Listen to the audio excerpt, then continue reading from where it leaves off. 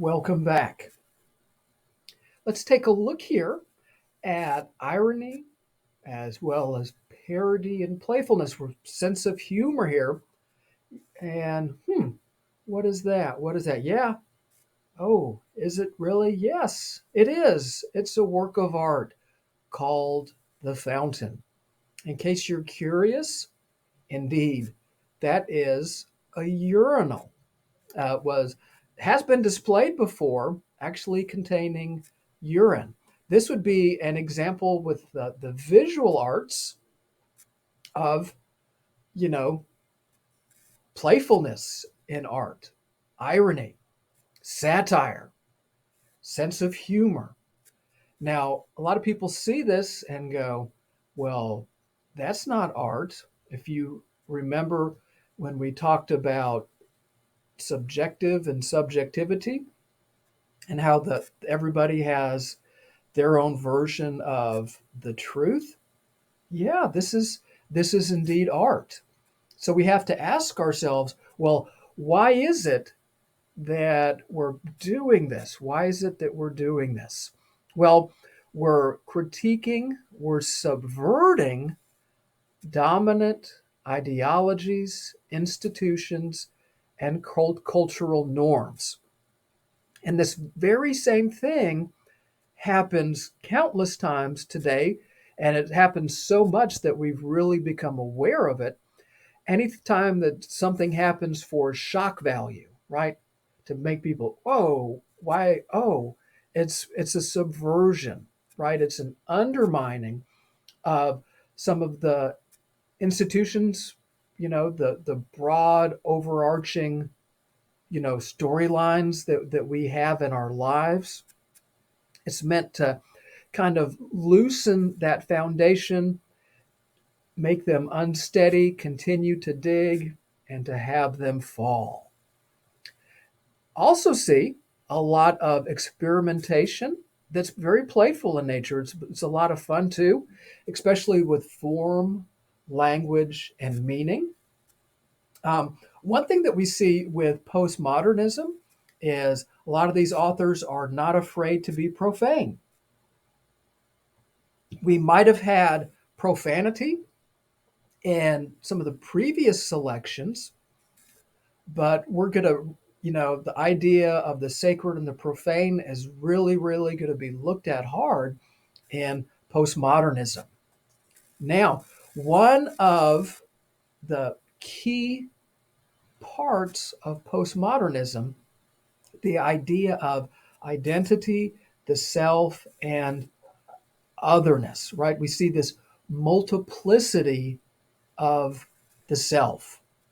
You can see here from the little caption I have, postmodern life has become a struggle for identity and self knowing. And there's two visuals here.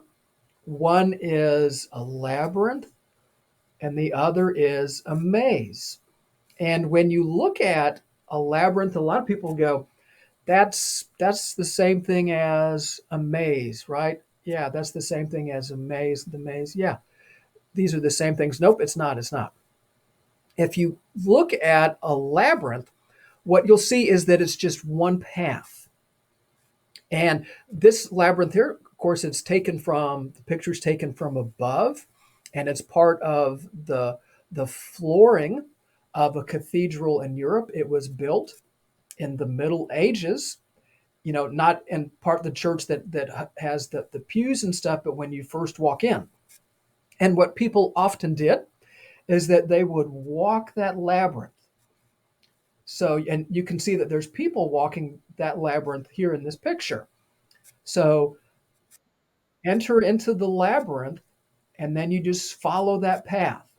And you'll notice that the path has a lot of loops. It bends in on itself, right? Then it gets to the center and it flowers, and then it begins its way out and loops back and forth, and then you exit the same way you came in. And that's how people in the medieval period viewed life. They knew that life was hard.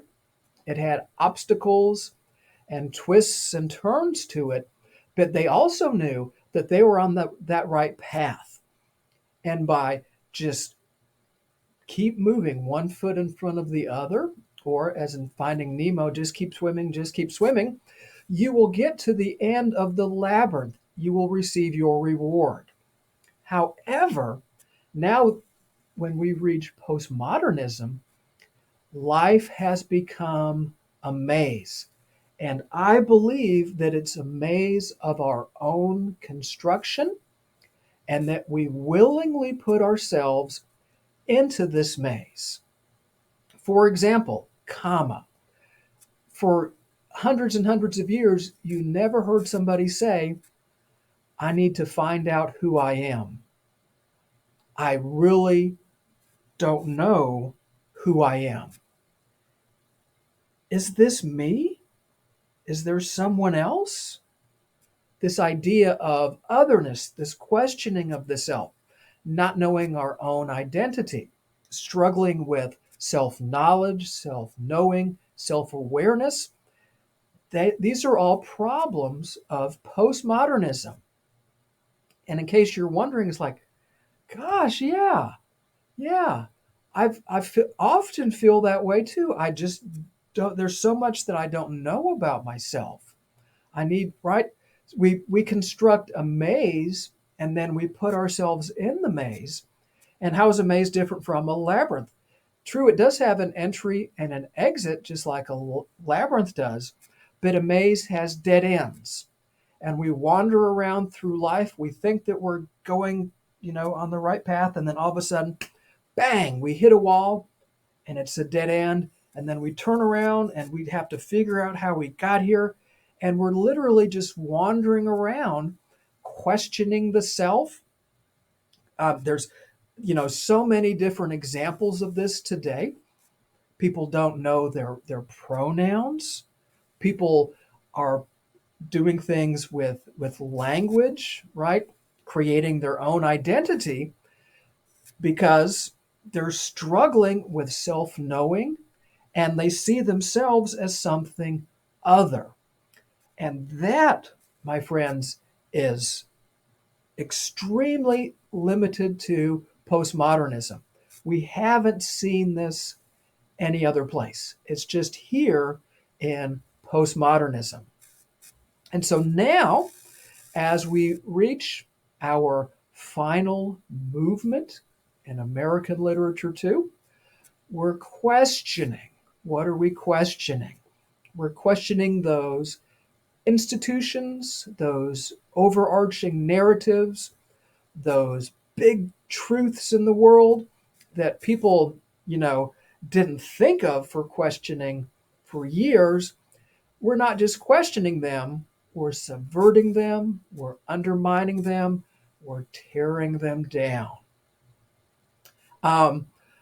Said it before, I'll say it again.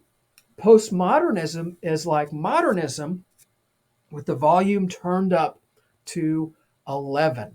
It's going to get really, really loud.